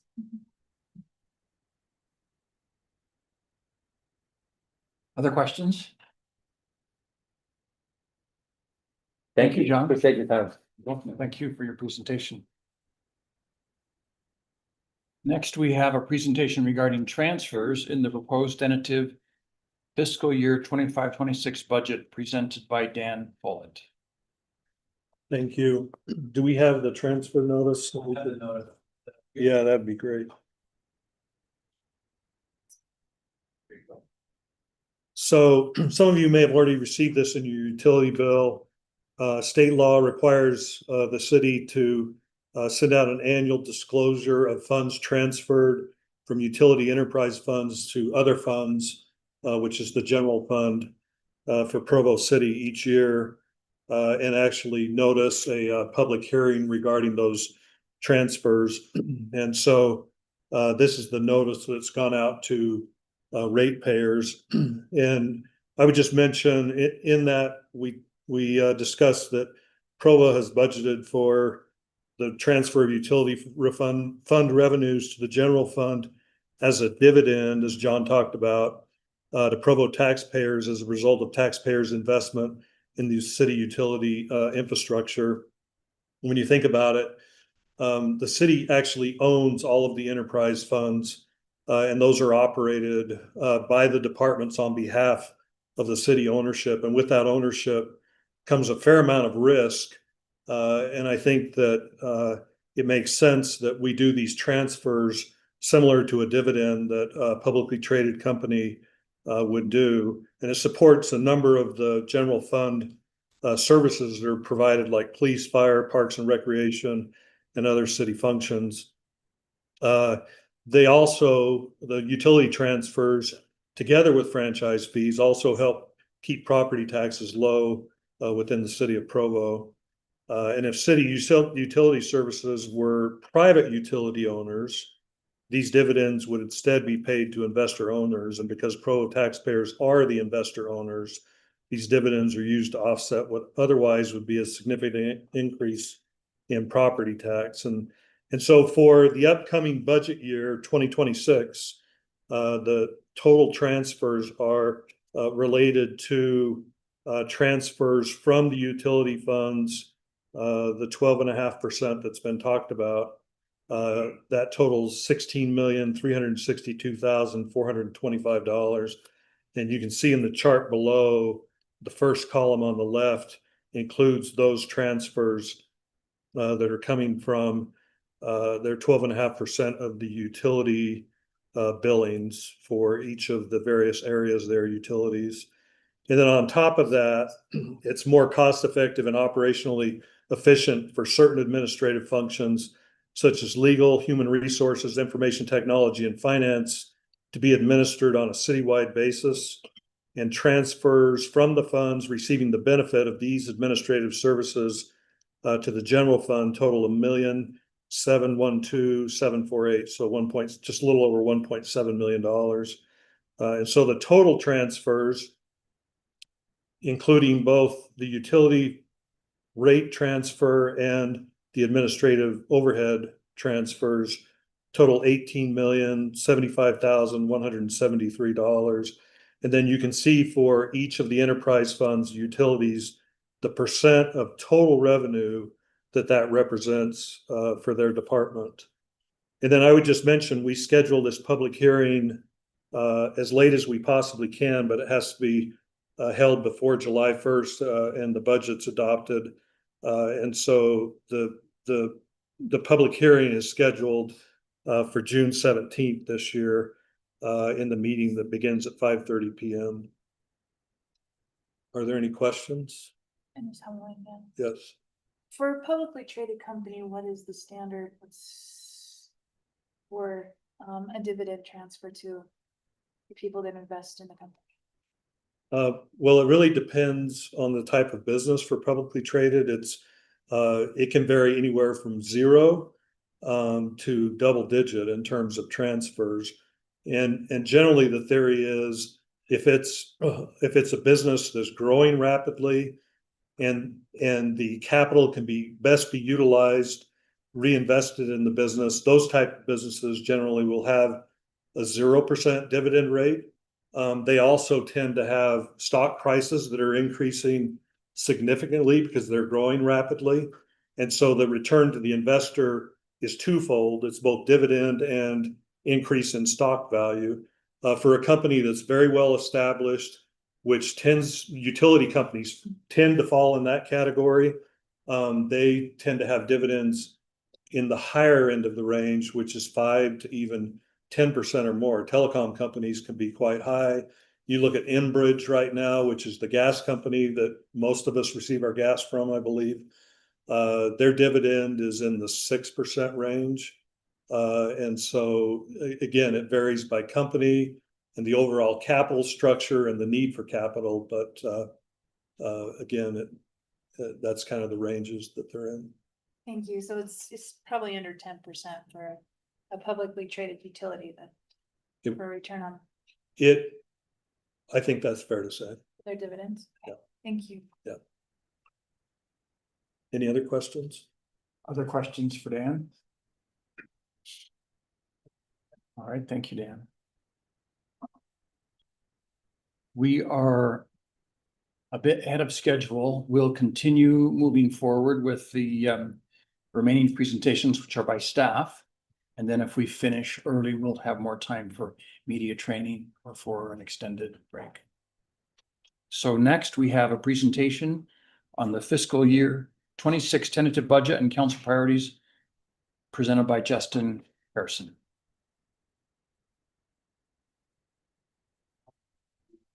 That'd be great. Thanks, Kevin.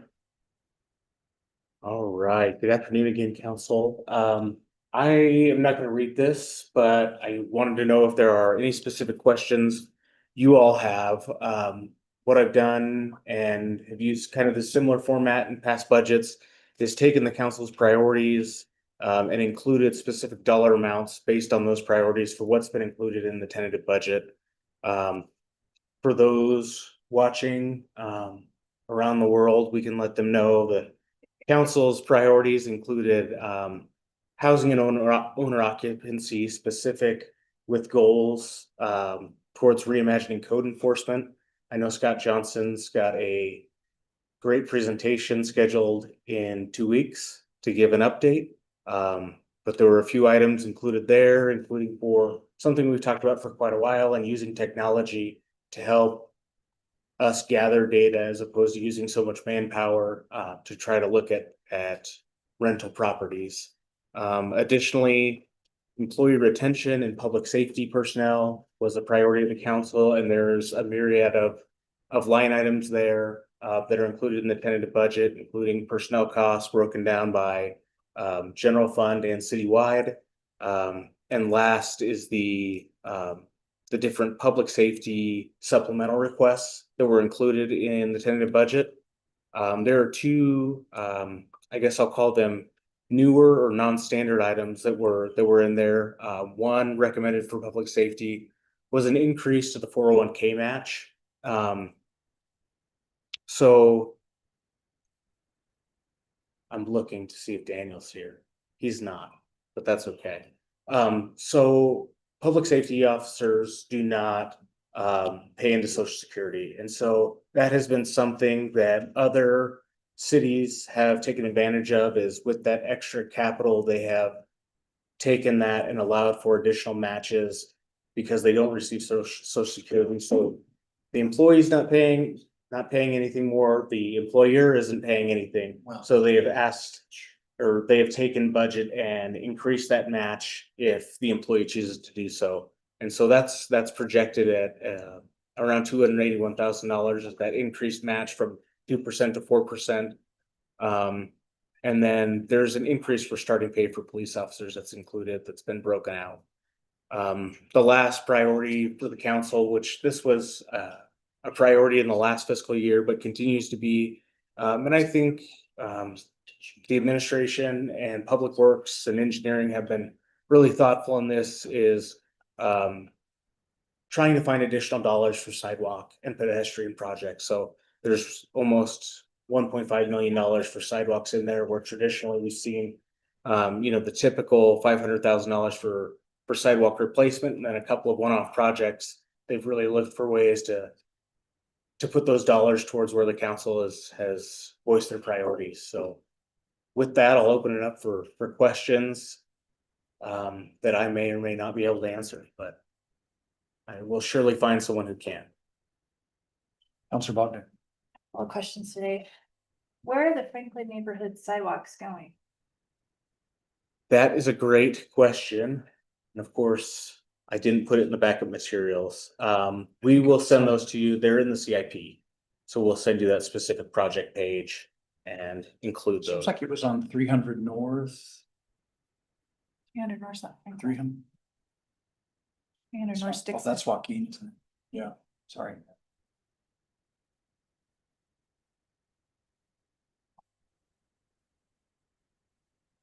Unless Gordon knows offhand. Pardon? I said unless Gordon knows offhand where the Franklin neighborhood sidewalks are that are part of the CIP sidewalk replacement budget. So the question was, where are they in the CIP or? Or where physically are they located? They're part of the CDBG sidewalk replacement. Like this on a They're map. doing right now today. Yes. So we are doing, so right now, if you go over to the Joaquin neighborhood, you'll see several intersections torn up. I think 3 of them, those are all CDBG that are under construction right now. Those funds were awarded to us last year. So once we get the money, then we start doing the planning, we do the work for next year. Is that, so any questions about that or? Frank, What about Frank? do you know where the Franklin sidewalks are? Okay. The Franklin sidewalks that you're doing that's in the CDBG fund.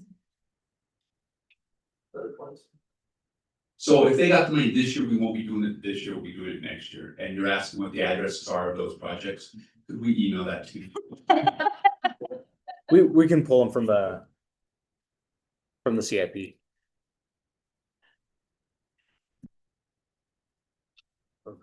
Any additional questions? You guys are too easy today. I'll take it. Okay, great. Thank Thank you. you, Justin. Next, we have a discussion regarding the fiscal year 26 General Fund presented by Policy Analyst David Pyle.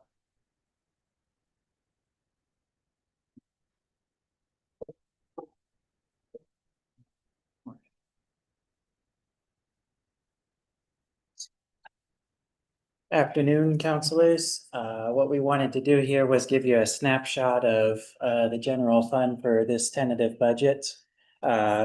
We'll start by taking you through the revenues and expenditures, then show you a few commonly used financial ratios that'll kind of give us an idea of conditions in the general fund, and then some overall impressions.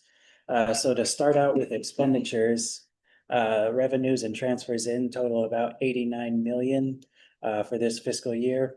The vast majority of those come from taxes and fees. Here's a breakdown of our more significant taxes. Sales tax is by far the most significant, and totaling about a third of total revenues. And as was mentioned previously in John's presentation, those sales taxes are down from the previous year. This percentage change in wrap tax here is a typo. That is actually supposed to be a negative 9%. So sales tax and wrap tax are both falling from last year. This was talked about already. About 19% of revenues for the general fund come from transfers in, and that is increasing since fiscal year 24. And as I mentioned, we'll be happy to share with the council our comparative analysis of what that looks like compared to other cities in Utah. Expenditures and transfers out, again, total about 89 million. So expenditures and revenues are balanced. So we can rest assured that the city is living within its means. This is a breakdown of expenditures by department.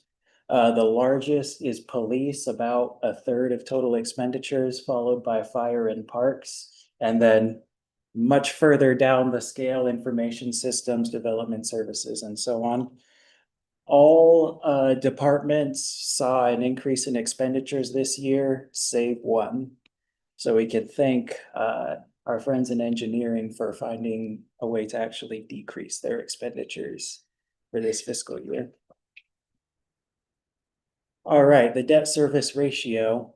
This is a measure of how much of the general fund is spent on debt service. In years past, there have been very small transfers from the general fund to the ERP debt service fund. And this year, I'm pleased to report that number is 0. So there's no general fund money being spent on debt service. The city is doing well to pay off its debts without the need of help from other funds. Intergovernmental ratio is a measure of how much of the general fund revenues is coming from other governments. So this would be your state, your federal grants, anything that we receive from higher up the ladder. And this ratio is very low, about 1.1%. Yeah, you can see that as a positive or a negative. It is an indicator that the city is very self-sufficient and able to pay its bills without outside help. At the same time, it could maybe be interpreted as there might be other additional revenue sources out there that are being taken advantage of. And then the debt to assessed value ratio. This is a ratio of city debt, specifically general obligation bond debt, to the total assessed value of the city. And this is also extremely low, about 0.5%, showing that the city has a very low dependence on debt. So our overall impressions is that the general fund seems pretty healthy. We already mentioned the decreasing tax revenue and the rising percentage of transfers into the general fund. At the same time, we're showing very little dependence on external funds, very low debt, and the city is living within its means, balancing revenues with expenditures. And that's all I've got for you, and I'll be glad to answer any questions. Any comments by finance council members, George? Just a question about I mean, maybe sounds like you have more data to share with us, but when you say dependence, if you go back to that last screen, dependence on transfers, I mean, that clearly just in the last 2 years, that trend is going up. And so do you have an opinion now, or will you be presenting an opinion about whether or not that's concerning, or is that just a small enough ratio that we don't need to worry about it? And I'm thinking particularly in relationship to property tax. I just don't really have a clear sense in my mind of like what that relationship ought to be between transfers and property tax revenue, what that means for the citizens, what that means for people who are property owners and those who are not. I just don't really have a clear sense of that. So I'd love your thoughts on that. Well, let me preface my answer by saying that I'm not a financial expert. I can tell you that of the other cities that we've surveyed, the average is about 7%. So we're obviously way above that. And I think that John spoke to this as well. It depends on the city and on the council priorities. On the one hand, if your other funds are doing well and they're able to make those transfers, you could see that as maybe a tool as keeping property taxes low. Then again, there's the argument about fees versus taxes and all of that. At the same time, you don't want your general fund to become overly or chronically dependent on transfers in. One, that puts strain on other funds potentially. And two, if any of those funds begin to see a decrease, then that puts you in real trouble when you're trying to balance your general fund. Is there, maybe to bring in a third category, which is the biggest one, sales tax? I mean, if 36%, do we have a sense of where that fits in terms of other cities? Not right at this moment, but I'll bet we could find out. Yeah, it's hard to get a real picture if we don't see the property tax percentages, the transfer percentages, and the sales tax percentages. And we see the big picture because we have different deficiencies or strengths than other cities. Yeah, I mean, it seems like the sales tax is the one that's the most potentially volatile, right? Mm-hmm. Right. The most unreliable year to year, because we just don't know what the larger economy is doing. Well, we'd be happy to look into that and add it to our analysis. That would be helpful. Yes. So when you guys looked at You said 7% average of the transfer in. Were those utilities that also have their own electric company, or were those just like the water, sewer, garbage? It varies depending on the city is the best answer that I can give. And you included what they have, if they have energy or not, or if you included the utilities that are being looked at? And some don't even have garbage, like one contracts out their garbage. I think that would be helpful to, when you send that out, just to give us a line item of what they actually cover. Be glad to So do that I that could as look well. at the comparisons. Thank Sounds you. great. No other questions for me? Other questions?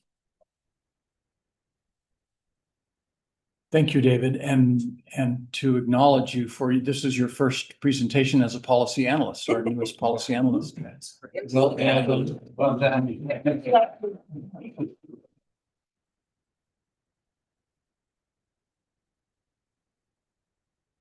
Mine is just looking at supplementals.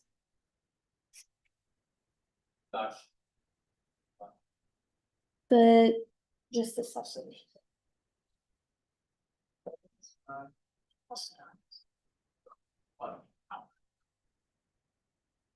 So finance gave us the supplemental list and then I just kind of color coded it. So it's just kind of easier to read here. So green is just the ones that were included. Red not included. And then this orange, yellow color here. They are in the budget, but we actually did that appropriation, I think 2 or 4 weeks ago as part of fiscal year 25, but they were already submitted as a supplemental in FY26. And those are the two for the fire, for the AEDs and the CPR devices. The colors here just denote the priority. So if you remember in past fiscal years, when departments submitted supplemental requests, they categorize them as critical, necessary, aspiring, different levels that way. This year, finance did it a little different and they asked them to rank them. So as many as they had to rank them. So the darkest colors there are the highest priorities for that division. So the lighter colored ones are the least priority for them. And then I don't have a lot more. I have just a couple. So here, general fund finance this year also, I thought this was an amazing addition, is the proposed funding source for these items. So in supplemental requests, we've always had if they're coming general fund or another fund, but this year it also has the proposed funding source for those. So you can see here, as part of Scott's code enforcement, kind of revamping and improving on what they're doing, part of the civil fines there. We're anticipating increased revenue to help fund then kind of his reimagining code enforcement project there. I'm trying to think. Oh, yeah. I think that's it, yeah. Scott, did you guys prioritize these or were they done by department? They're prioritized by the department submitting. Thank you. We thought because I think everybody figured out the word classification, so then they picked the one that ever positioned them better for the review. So this one, we asked the departments to prioritize within their own selves on their most important. I like that, thanks. Yeah. These next ones are just breakdowns, the ones included. These are ones excluded. So there was 4 excluded. Again, these 2 are massive asterisk because excluded, but they are funded through that appropriation, but it isn't ongoing. One time with the general fund, sorry. And then these are the 2 excluded this year supplemental. So the staffing for safer grant firefighter and then Center Street remodels. So those from parks and from fire both would have been general fund appropriations. So we're safe to say that only 2 of the things they asked for did not get put in the budget. Yes. Is that correct, Scott? Just 2 of the, you guys managed to work everything in except for 2? Yes, you know, That's looking amazing. like that's just what got left through there. Obviously, so all the departments became very familiar that this was going to be a tight budget process. So the list of supplemental requests is influenced by that, but we were able to really work from department priorities, what they thought was the most important as we worked through. So I think this was a much healthier exercise and we had much better information from the departments. Well, what I like is we've been like stewing over that safer grant for fire. And then I think we told you guys, hey, whatever they prioritize is probably what we should prioritize instead of just hiring people. So it's just interesting to me that they prioritized that as Chevin, and there's so many other things that they have that are greater than employees that are Yeah, full-time. because this is fire. Yeah. So I think departments do gain a perspective through this process. And I also want to thank the council about starting this off with a review of fees and charges.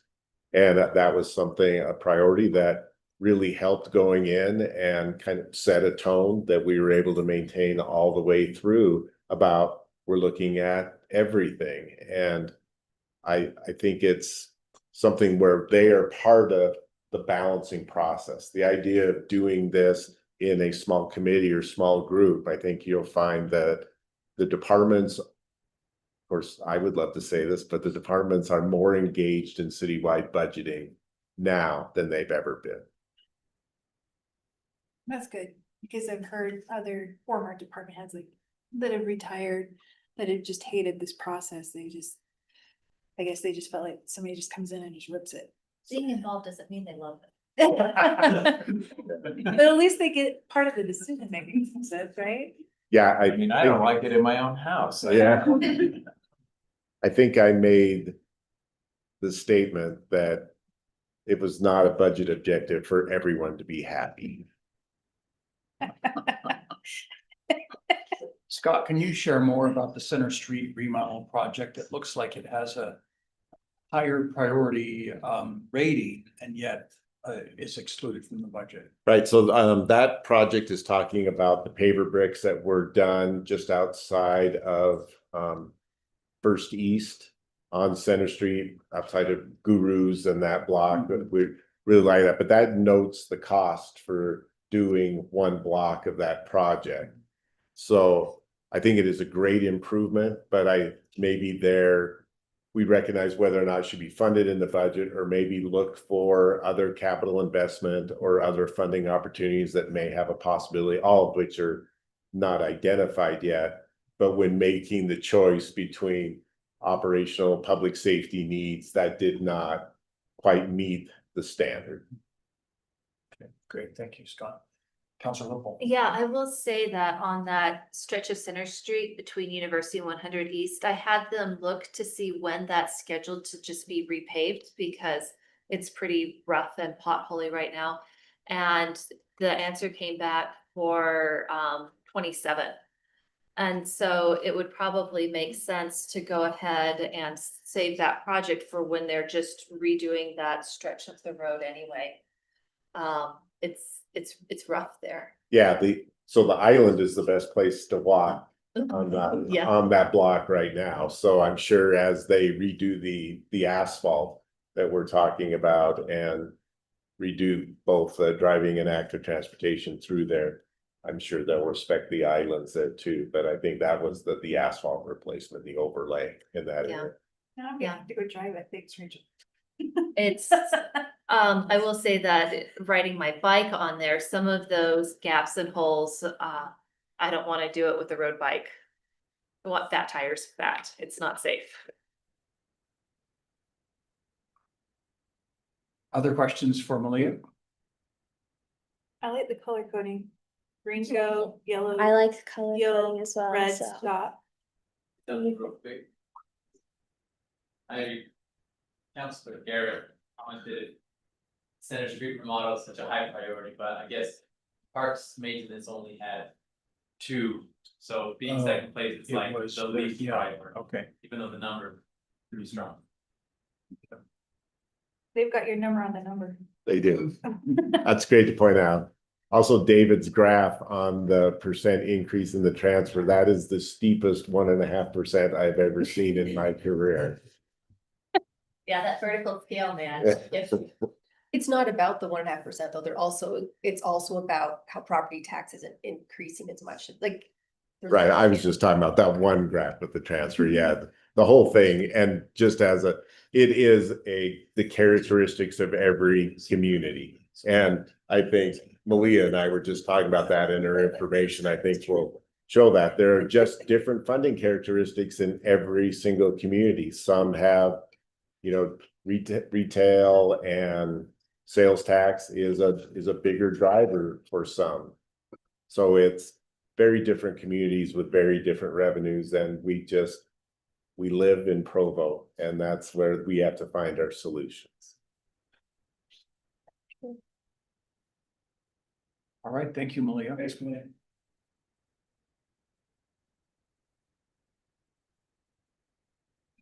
The council will now consider a motion to close the meeting. And unless I'm wrong, I'm told by Justin that's not actually true. There was Okay. a personnel matter, but the presenter's not here, so. Okay. We're actually gonna do it. Is that right? Okay. So we'll now recess for immediate training. All right, Adjourn, right? thank you. Adjourned. Yeah, adjourn by unanimous consent. Adjourned by unanimous consent. I think I need a straw and some spit wads and I'm gonna start. Recording stopped. Wow. No, this is interesting stuff. Engaged, dude, engaged. Something